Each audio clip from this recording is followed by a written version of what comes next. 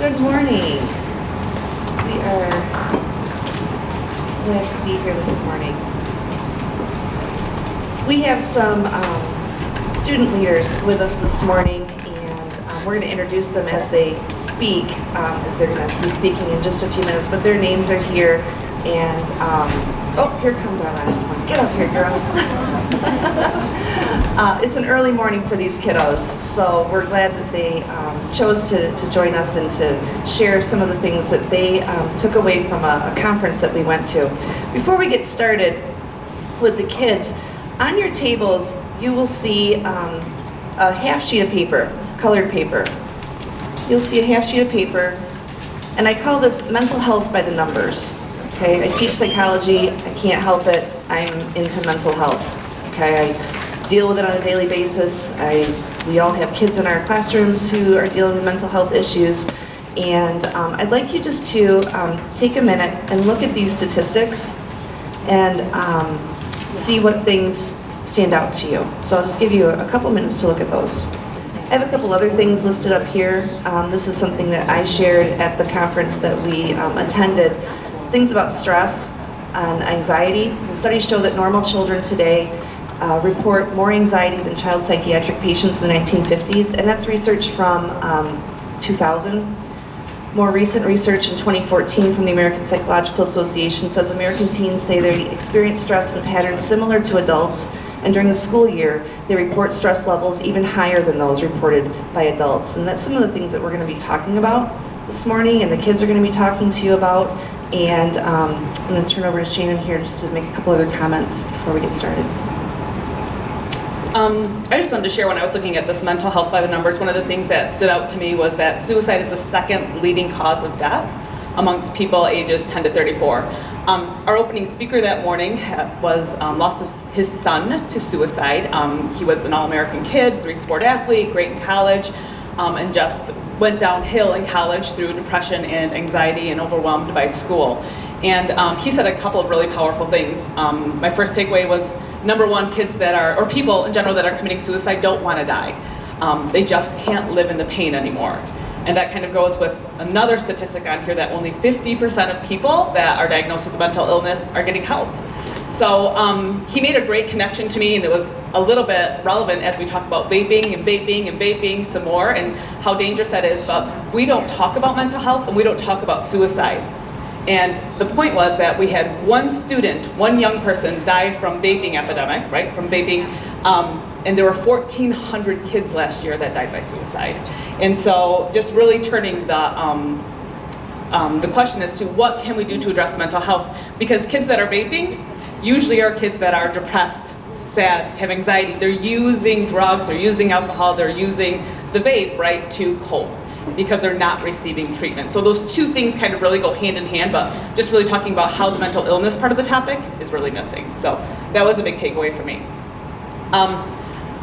So there were a lot of resources at the Student Mental Health Summit. I mean, it was really a great day with these kids. We had some huge conversations. We talk about building relationships, but another takeaway for me was really that the kids said over and over that they're bored in school. And that was very empowering to me, because we have the opportunity to make it less boring. And they just said things like, sitting all day. Could we change things up a little bit? Maybe switch things a little more often. So they had a lot of good suggestions, and I'm anxious to have them speak to you and you hear from them. My second big takeaway was that that the kids really wanted us to listen to them. They said a lot of times we're kind of like poo-pooing it, and we're saying like, oh, they're fine, they're snowflakes, they can handle it, we did it, and just really having the message that kids have changed and society has changed.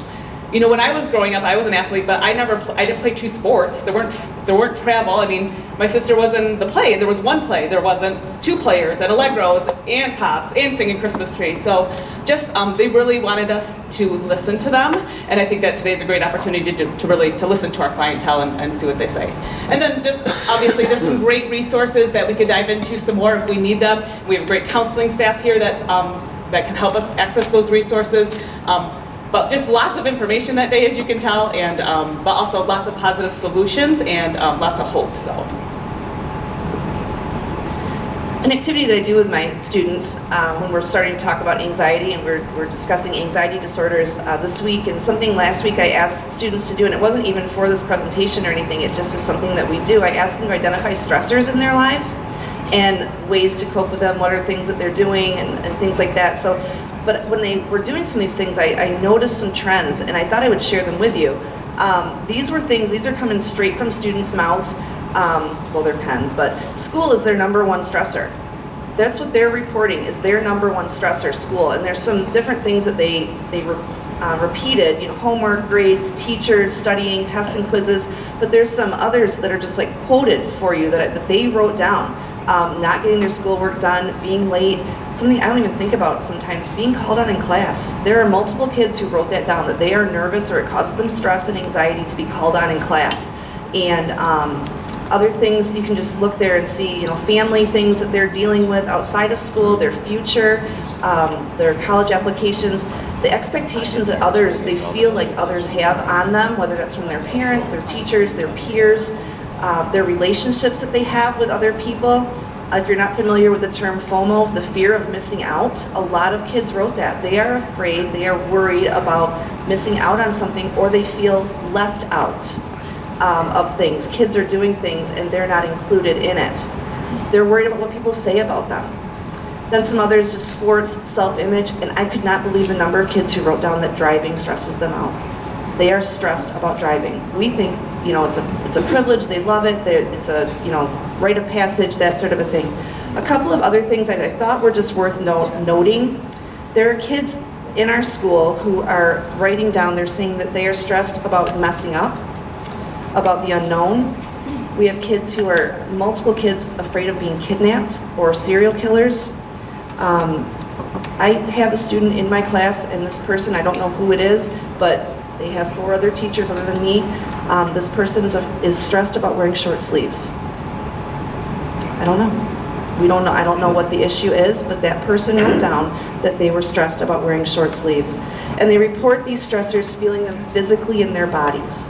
They have headaches, they have stomach aches, they have butterflies in their stomach when they're dealing with these stressors. And we're talking about more kids than not, okay? I had maybe one kid who said, I don't have any stress, okay? And sometimes I think maybe that kid's in denial, but I talked to his dad and he said, no, he really is kind of that chilled out, so.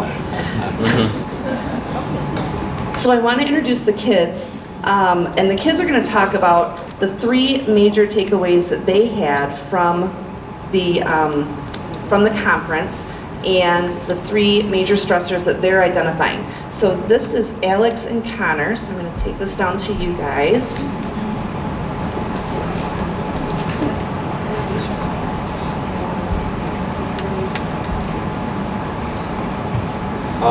I'm Alex Zuckerman, and I'm in 10th grade, and from our conference we took away that one of the biggest stressors for students is homework.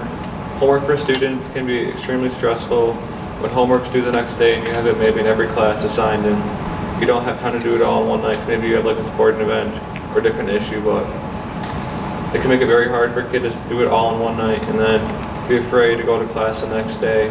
Maybe you turn it in and only get if they turn it in late, get half credit or not get the grade they need, and instead of only losing 10 or 20% of the assignment. So I'm Connor Fritz and I'm a senior this year. And so one thing I took away about homework was, so we have these huge homework assignments, and then when we turn them in, and we get them back with big check marks over them, not knowing really what we got wrong. So if we could have time during class to understand what we got wrong and how we can fix it to go forth on the quizzes and tests. And then homework, so we get mountains of homework each night, hours and hours, and some of it isn't necessary. Yes, it will help you prepare for the test, but it's almost like busy work getting sent home. So if we can get refined and make the homework more meaningful to push us forward more instead of just, here's work, get it done, bring it back tomorrow.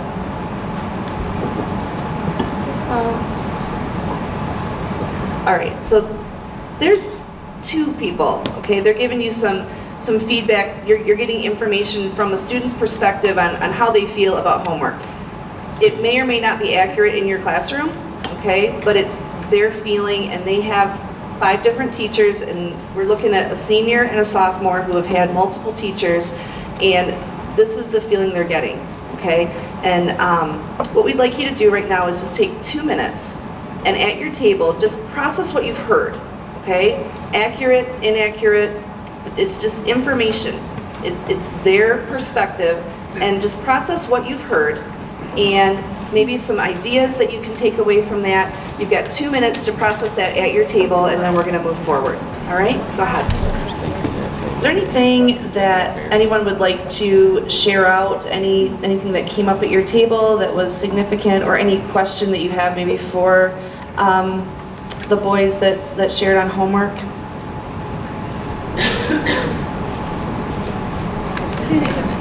I have a lot of freshmen, so dealing with parents during the parent-teacher conferences and talking about homework already, and we sit there and think, well, if I give my kid 30 minutes of homework, that doesn't seem like a big deal, but now you multiply that by 5, 2.5 hours worth of homework is a lot of work. But I don't know how you manage that at the high school, because we don't know what everybody else is doing, and if someone else is giving a test, my half hour of homework now gets bumped, and now that adds to that stress. So I don't know what the solution is at the high school, but that's one of the things that I think we don't think about, that 30 minutes doesn't seem like a lot, but it really is.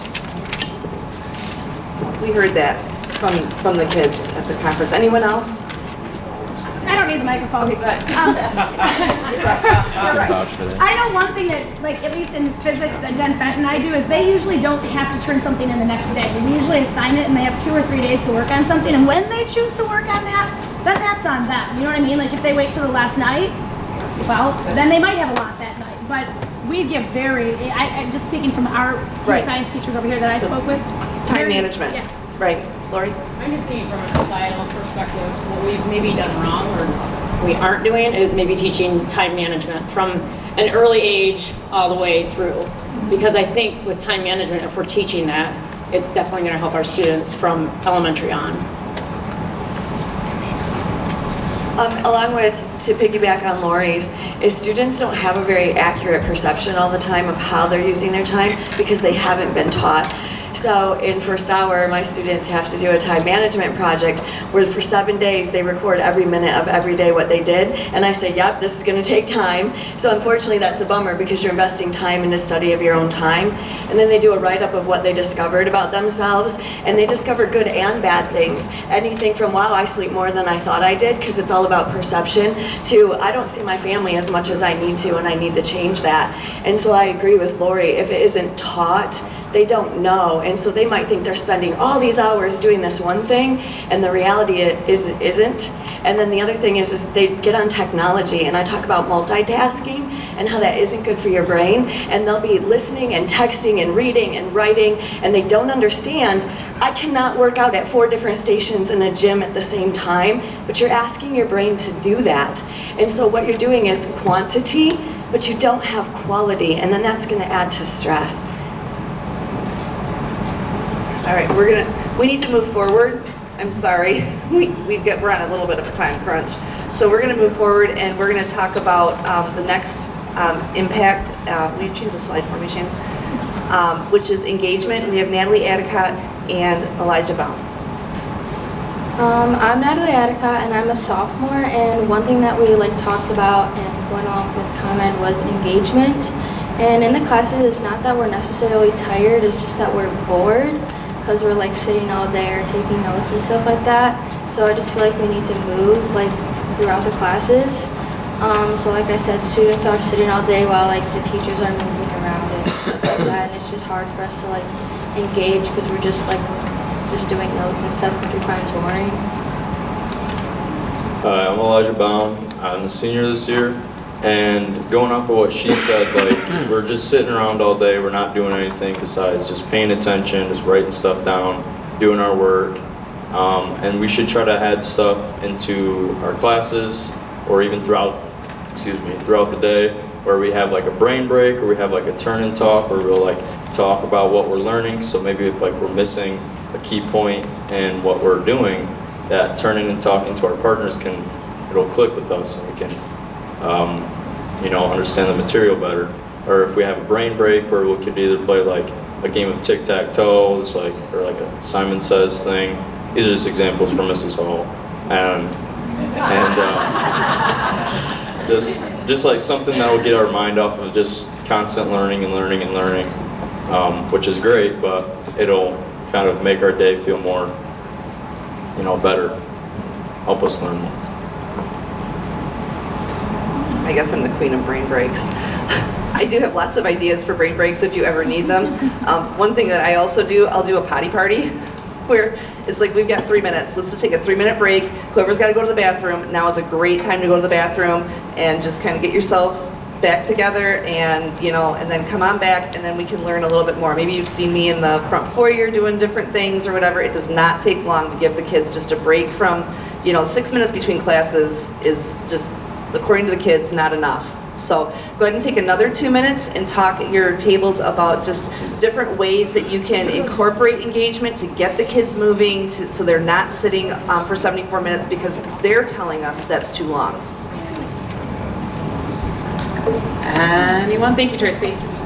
We talk a lot about, you can't do this in all subjects, but like in our class, in my classroom, if I answer the same question twice while they're working, then I'll just say, anybody else that has a question on problem 5, come see so-and-so. So people are up and walking around. Yes, they're still doing work in my subject area, but at least they can get up and move. And some kids do get up and move around. It doesn't bother me, but I think it might bother some teachers. Right. To have people up and moving. Right. Well, and I would say that was one of my big takeaways. They said, give us something to talk about. We're social. We're here to be social. But if you give us things to talk about, we'll talk about that. And they like talking to each other. So that's a great way to encourage kids to talk to each other and learn from each other. Anybody else? One other takeaway? Summer had one? Thank you, Summer. I said that I do a game, like a 2-minute type game, at least 2 times a week. And my big thing is it takes about 20 minutes-ish. I got a lot of them from Joe, the games. But I say, okay, we're going to do this, but afterwards I need you guys to be engaged. I need you guys to, and they'll be like, okay, yeah. And really it works. Like because I always do my game in the beginning of class. So it just kind of gives their brains time to just not be thinking about algebra and to be doing something else. And it's mandatory fun, so everybody has to do it. Good. Minute to win at games. Thank you.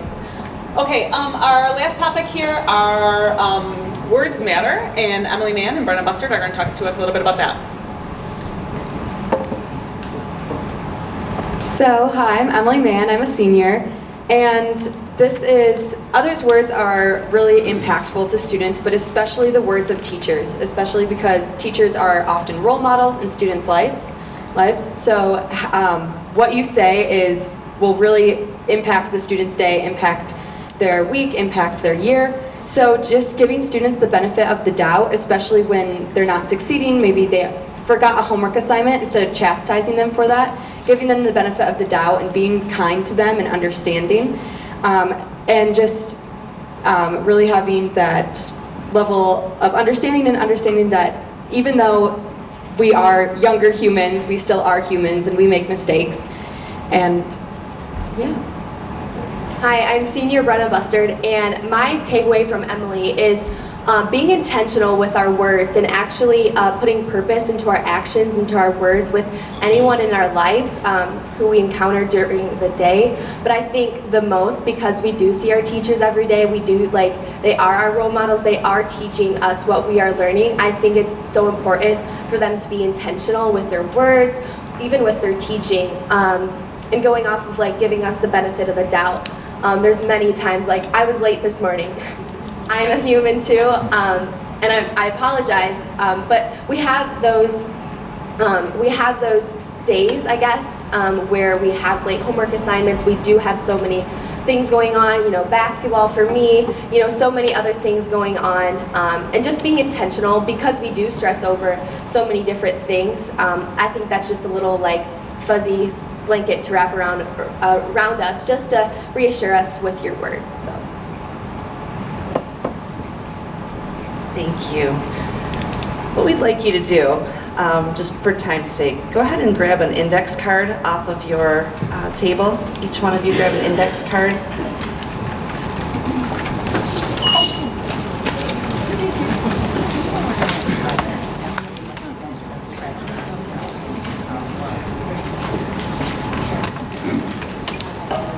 And we'd like you to write down 2 to 3 key things that you have taken away from what these kids have said this morning, okay? What have you heard from these kids that you can take with you, maybe think about some changes that could possibly be made in your classroom? You know, we're always growing, we're always learning. Or what's something that just resounded for you, just in other things that we talked about, things that were said at your table? So 2 or 3 things, and then we are going to collect those at the end, we want to kind of know your thinking, where you're at, that sort of thing. So take a minute or 2 and just write down 2 to 3 things. We're just going to remind you, Kent already talked about the chalkboard project, but as you know, the kids were saying words matter. Just another plug for the chalkboard project with just the words that kids are going to be talking about or writing down on a chalkboard, saying that these are words that have impacted me. I highly encourage all of us even to be a part of that if we are courageous enough to do that. I mean, it's putting ourselves out there, I know. So, but again, today and tomorrow there's more slots that you can sign up for that. So I'm really proud of these kids. Would you just let them know how appreciative you are of their time and